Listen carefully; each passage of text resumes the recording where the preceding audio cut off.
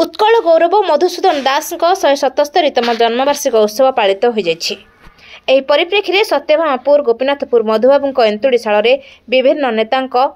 मधुबाबूंकर प्रतिमूर्ति में पुष्पहार देवाक आसिथिले राज्य बीजेपी नेता गोलक्षेप महापात्र, सालेपुर बीजेपी नेता अरिंदम राय, बीजेडी सालेपुर विधायक प्रशांत बेहरा, कांग्रेस नेता प्रद्युत कुमार दास, विभिन्न कृषक नेता ठारू आरंभ करी मधुप्रेमी भीड़ देखा मिलता। जन्म जयंती वार्षिक उत्सव में मधुबाबू स्मृति को मन पकाई मधुबाबू विकास परिषद गठन करिले हिमांशु महंती। देखो आज उत्कल गर्व गौरव ये माटीर सूर्य संतान आम समस्त अति प्रिय मधुबाबू 177तम जन्म जयंती उपलक्षे मु समस्त सम्मान जनाया सहित आंतरिक शुभेच्छा ज्ञापन करुच्ची। जो व्यक्ति उत्कल प्रदेश गठन करथिले उत्कल प्रदेश ओडिशा गठन जहाँ प्रमुख भूमिका अवदान त्याग अतुलनीय से नथिला जो ओडिशा प्रदेश उत्कल प्रदेश गठन हो पारता जो आज उत्कल प्रदेश गठन होती स्वप्न थिला किपरि भाव समग्र ओडिशा और सुना ओडिशा हम ये पवित्र दिवस आम संकल्प नवा आम ओडिशा सुना ओडिशा हो किपरि भाव सब ओडिया स्वाभिमान हूँ ओडिशा के आगू जाओ समस्त हस पड़ो निश्चित भाव में भारत में से विश्व दरबार में ओडिशा परिचित करते से मधुबाबू और भारत रत्न आम अतीत कही आसु विश्व दरबार पर जीत हे से दिगरे आंदोलन हवा दरकार समस्त दाबी दरकार। मधुबाबू उत्कल प्रदेश ओडिशा गठन करते जन्ममाटी को अनेक सरकार अनेक मुख्यमंत्री होती से अवहेलित हो पड़ा। पूर्वतन मुख्यमंत्री नवीन पट्टनायक प्रथम जन्ममाटी को पर्यटन केन्द्र कले खाली पर्यटन केन्द्र करना विकास पाखापाखि प्रथम 2 कोटी टंका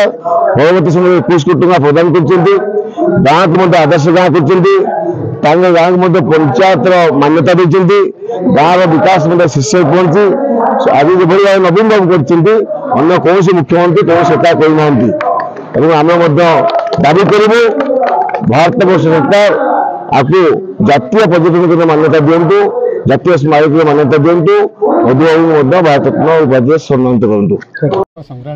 अतीत घरटी केवल घर रखी जाइए घर भितर कौन रही ज्ञान नाला एवं जी आसी चेष्टा करेंगे केमी भाव घर भर कौन रही शोभा पाइब जी शोभा पाइबार गुरुत्व जानते से करेंगे अपेक्षा करने पड़ो। भारत रत्न मधुमाटी विकास परिषद एक स्वतंत्र योजना कर पोस्टकार्ड अभियान आरंभ हो प्रति पंचायत रु भारत राष्ट्रपति और भारत प्रधानमंत्री पाखक पोस्टकार्ड पठाଯିव जे से पोस्टकार्ड दाबी रही मधुमाटी विकास परिषद चाहे मधुबाबू को भारत रत्न मरणोत्तर भारत रत्न दि जाऊ। गोटे बढ़िया कथा उपस्थापन करने को चाहे जे आपण मैंने जानते ना सुरेंद्र महांती जो पर्यंत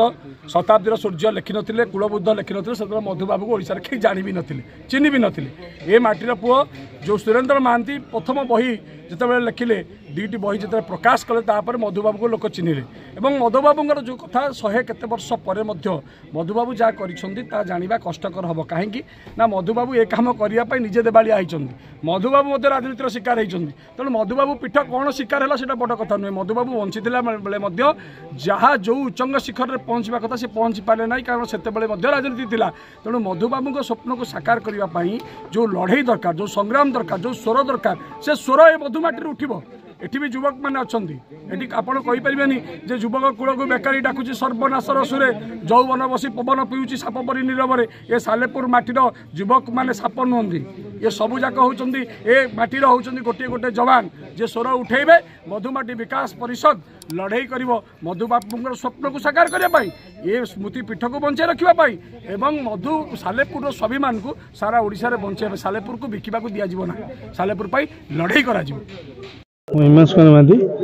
बीजेपी संगठन टांगी सालेपुर आज 177तम जन्म जयंती वार्षिक उत्सव में मधुबाबू स्मृति को मन पकई मधुमाटी विकास मंच आज गढ़ागला एवं मधुबाबू जड़े स्वतंत्र लोक जार परिचय जहाँकि आम ଓଡ଼ିଶାର କୋଣ କୋଣରେ ସମସ୍ତେ ଜାଣିଛନ୍ତି ଏବଂ ଓଡ଼ିଆ ଭାଷାକୁ ଯିଏ ବଞ୍ଚେଇ ରଖିଛନ୍ତି, ଯିଏ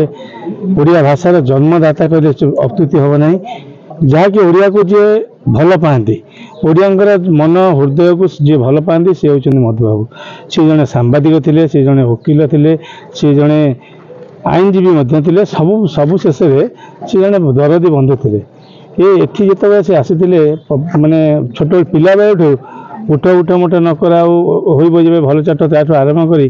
ତୁମ ପରି ଛୋଟ ପିଲାଟିଏ ଗାଁ ଚାଳିର ଚାଟ ସିଏ, ଚେହେରାଟି ତାର ଡଉଲ ଡାଉଲ, ବୁଦ୍ଧି ତାର ସରୁକିଏ, ସେତେବେଳେ ମଧ୍ୟ ସେ ଏକତ୍ରିତ କରିପାରୁଥିଲେ। ମାନେ ପାଠ ପଢ଼ିଲା ବେଳେ ଠାରୁ ସ୍କୁଲକୁ ଯେତେବେଳେ ଯାଆନ୍ତି ସେତେବେଳେ ସେ ଏକତ୍ରିତ କରିପାରୁଛନ୍ତି। କିନ୍ତୁ ଆଜି ତାଙ୍କର ସ୍ମୃତିକି ମନେ ପକାଇ ଆମେ ମଧୁମାଟି ବିକାଶ ମଞ୍ଚ ଗଠନ କରିଛୁ ଏବଂ ଟାଙ୍ଗୀ ସାଲେପୁର ବିକାଶ ପାଇଁ ଆଜିଠୁ ଆମେ ସଂକଳ୍ପବଦ୍ଧ ହେଲୁ ଏବଂ ଟାଙ୍ଗୀର ଆଉ ସାଲେପୁରର ବିକାଶ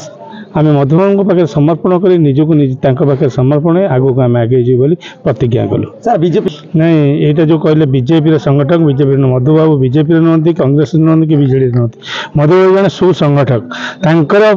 ସ୍ୱତନ୍ତ୍ର ପରିଚୟ ଅଛି। ତାଙ୍କ ପରିଚୟକୁ ଆପଣମାନେ କେହି ମଧ୍ୟ ଜଣେ ବି କାଟିପାରିବେ ନାହିଁ। ଆମେ ନିଜକୁ ସଂଗଠିତ କରିବୁ ଆଜିଠାରୁ ମଧୁମାଟି ବିକାଶ ମଞ୍ଚକୁ ବଢ଼େଇ ନେବା ପାଇଁ। ଶହ ଶହ ଅଟୋ ସହିତ ଏକ ଜିପ୍ରେ ମଧୁବାବୁ ଫଟୋଚିତ୍ର ସହ ମଶାଲ ଯାତ୍ରା କରି ମଧୁପୀଠରେ ପହଞ୍ଚି ମଧୁବାବୁଙ୍କ ପ୍ରତିମୂର୍ତ୍ତିରେ ମାଲ୍ୟାର୍ପଣ କରିଥିଲେ। ସାଲେପୁରରୁ ମହେଶ୍ୱର ବେହେରାଙ୍କ ରିପୋର୍ଟ, ଦ୍ୟୁତି ଚାନ୍ଦ ଟିଭି।